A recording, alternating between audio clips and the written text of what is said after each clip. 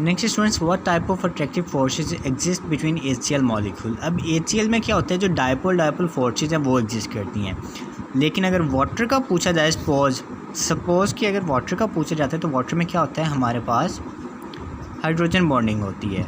जो HCl है उसमें क्या होता है, उसमें हमारे पास weak intermolecular forces exist between HCl molecules, और वो कौन सी होती हैं, dipole forces between HCl molecules.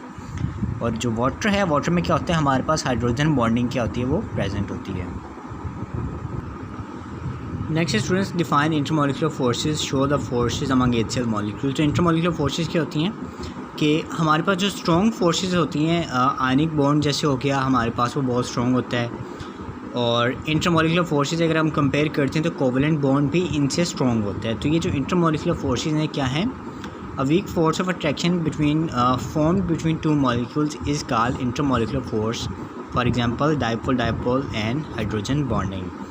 ये जो है इसकी कुछ दो टाइप्स हैं जो यहाँ पे गिवन है, और हमसे कहा गया था कि हमने बताना है कि HCl मॉलिक्यूल में कैसे प्रेजेंट होती हैं। तो अगर आप यहाँ पे देखते हैं, ये जो डॉटेड लाइन से जो शो किया हुआ है ना, ये वाला और ये वाला पार्ट, ये क्या है, इंटरमॉलिक्यूलर फोर्सेस हैं।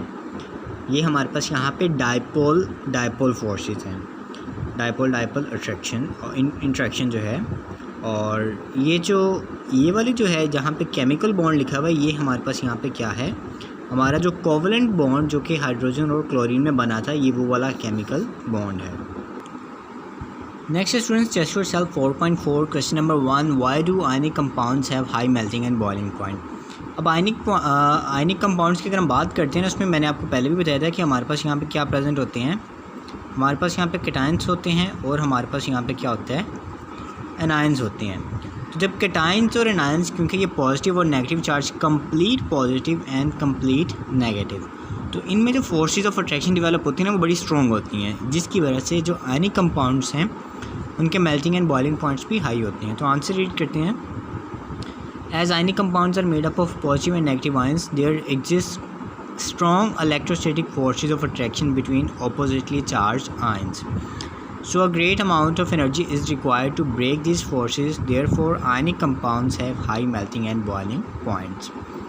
और next students, what do you mean by malleability. Malleability हमने लास्ट टाइम भी स्टडी किया था कि क्या होता है कि अगर हम मेटल को जो शीट में कन्वर्ट करने की जो प्रॉपर्टी होती है, that is known as malleability. तो आंसर देखते हैं, malleability is the property by virtue of which a metal can be drawn into sheets, for example silver and gold। ये तो सिंपल डेफिनेशन हमारी टेक्स्ट बुक में लिखी है, इसको एज इट इज़ हमने करना है।